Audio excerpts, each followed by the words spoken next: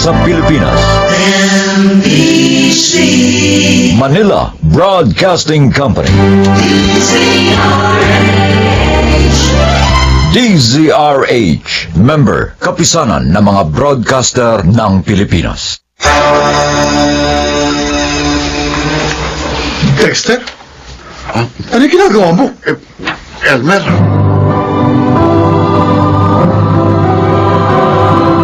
Handog ng DZRH ang dula sa kanyang panahon.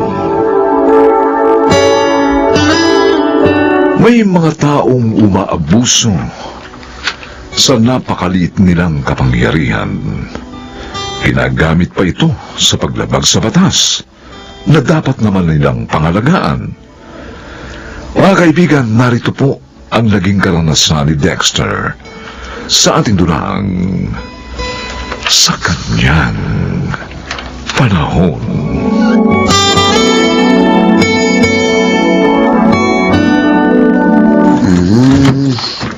Oh, bakit gising pa kayo, Nay? Hinihintay kita. Bakit ngayon ka lang? Oh, Kanina pa tapos yung duty mo sa presinto, ah. At nakainom ka pa. nagpaalis lang ako ng pagod, Nay.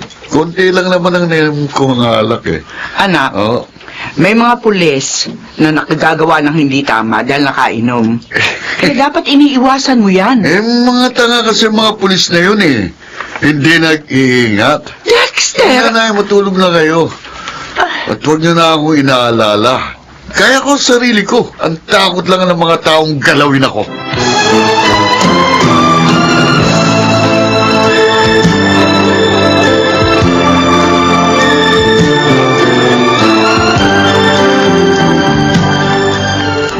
Oh, tapos na ako maglinis ng bahay, Pedring. Ano ba yung sasabihin mo? Yung kwarto ng anak mo, nakita ko.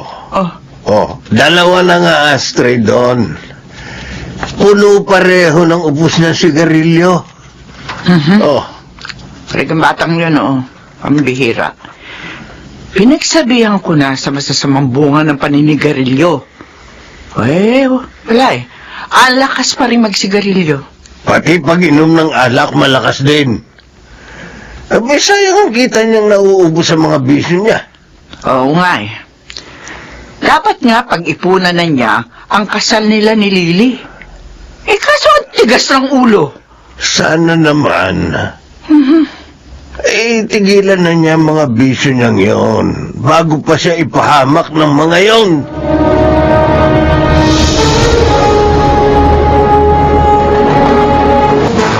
Dito tayo kakain, Dexter. Oo, sabi eh. Bakit parang nagulat ka? Kasi naman, ang mahal dito. Baka maubos ang pera mo dito. Hindi. Second anniversary natin ngayon. Kaya pinaghandaan ko ang okasyong ito. Ay, ito nga pala. Gift ko sa'yo. Anong laman ng maliit na kamay ito? Buksan mo para malaman mo. Ayan. Ang gandang kwintas. Nagustuhan mo ba? Oo naman, Dexter. Pero, ang mahal nito. Baka nangutang ka pa para lang dito. Hindi May pera kong ipinambili niyan. Saan galing? Doon sa nagpatulong sa akin. Binigyan niya ako ng konsuelo.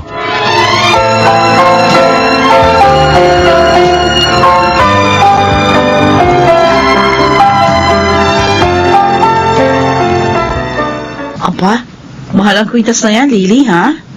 Kung di ako nagkakamali, 2 buwan na sweldo niya yan sa pagpupulis. Ay, tama ka, Ate Ami.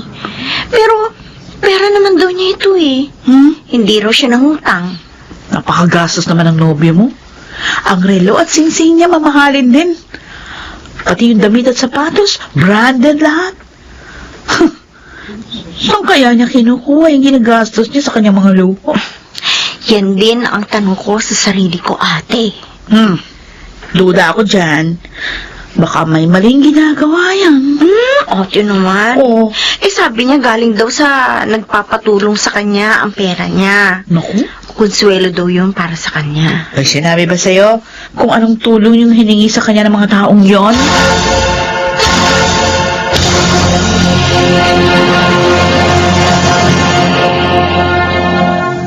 Ano na naman bang sasabihin nyo, Nay? Pwede ba huwag kang ganyan, Dexter? Bay, parang bagot na bagot ka pag pinapayunod. Kasi naman ginagawa nyo kung parang bata. Inay, pulis ang anak nyo. Nakalimutan nyo ba yun? Pulis ako eh. Anak, alam namin yon. Pero lagi pa rin kami nagpapaalala dahil lalo kang dapat maging mabuting halimbawa ngayon. May katungkulan ka na. Ano ba yung sasabihin nyo? Tigilan mo na yung labis na pag-inom ng alak at paninigarilyo. Sakit lang ang ibibigay niya sa'yo. Baka makasama pa yan sa kapangyarihang hawak mo. Ayan nyo, hindi na ako iinom at maninigarilyo. Sana nga anak, totohanin mo Oo, yan. totoo yun. Dahil iba ng libangan ko ngayon.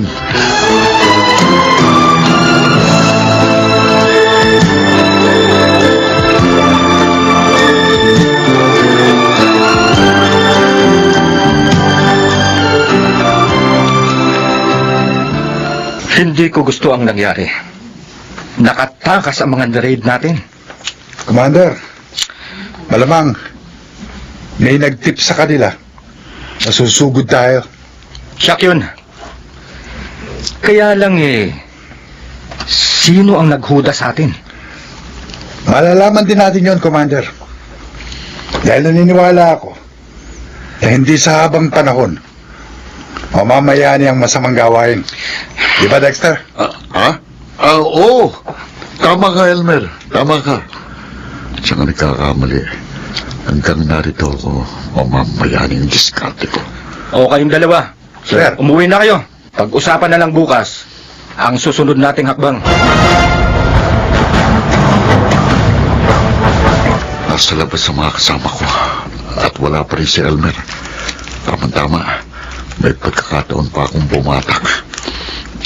Kahit dito sa CR, magagawa kong gusto ko. Okay talaga sa pakiramdam itong sapu. Mas masarap ang tama kaysa sa alak. Ang mga tanga kong kasama, hindi nila alam kung sinong nagpoprotekta sa mga puser. Wala silang kamalay-malay na ako yun. Sige, babatak na ako. At hindi nila alam na may iba rin kaming kasama. Nakasabot din ng mga yun. Dexter? Ano ginagawa mo? Elmer! Nagdodroga ka rito sa CR natin? Elmer, bro, huwag kang maingay. Pag-usapan na lang natin ito. Ha? Ano ibig mo sabihin? Sinusuhulan mo ko?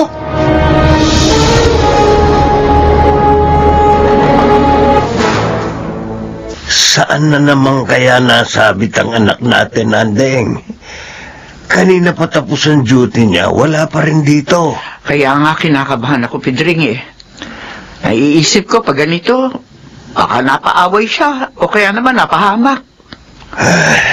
Kailan kaya mauunawaan ng ating anak? Naku, ang aso nga, inaalala ng amo di lalo na yung anak. Inaalala yan ng magulang. Sandali, may tumatawag sa cellphone ko. Baka anak natin to. Hello, Dexter! Asan ka na ba? Gabing-gabi na! Aligandeng, si SP Otto Elmer po ito. Ay, ikaw pala, Elmer. Oh, kasama niyo ba si Dexter? Bakit nasa yung cellphone niya? Kaya nga po tumawag ako sa inyo. Dahil sa kanya, hindi po siya makakauwi. Ha? Bakit? Nakakulong ho siya ngayon. Ano? Bakit? Anong ginawa ng anak ko? Bakit siya nakakulong?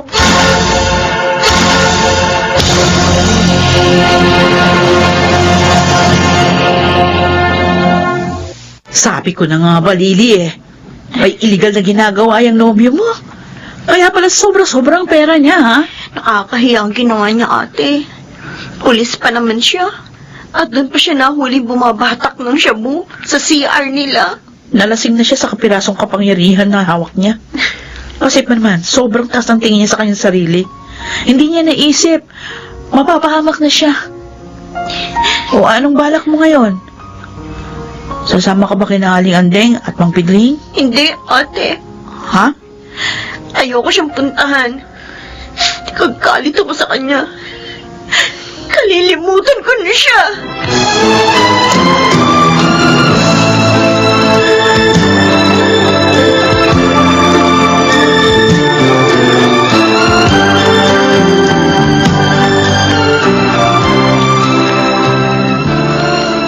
Inay, Bakit mo naman ginawa yun, anak? Bakit ka gumamit ng shabu? sinubukan ko lang ho yun, Nay. Hindi po ako adik. Ibigay po yun sa akin ng pinoprotektahan ko. Tumutulong ka pa pala sa operasyon ng mga puser. Anak naman, maling-mali yun. Ang batas ang dapat mong protektahan, anak. Ang kapakanan ng mga taong bayan. Hindi yung nagpapahamak sa bayan at mga mamamayan. Nagsisisi na po ako, Tay. Tay, pakiusap. Tulungan niyo akong makalaya dito. Ayoko pong makulong. Inalis ka na sa serbisyo, anak. Kaya pagdurusahan mo yung nagawa mong kasalanan. Magpakabait ka dito, anak. At sikapin mong iayos ang buhay. Kahit narito ka sa kulungan. Oh, Diyos ko. Patawarin mo po ako sa pagmamalabis ko. Patawad po.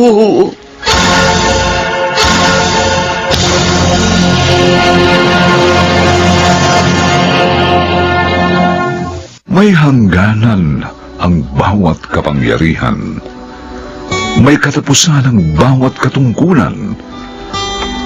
Kaya't habang ito'y ginagampanan, magpunda ng kabutihan upang gantimpala ay kamtan sa kanyang panahon.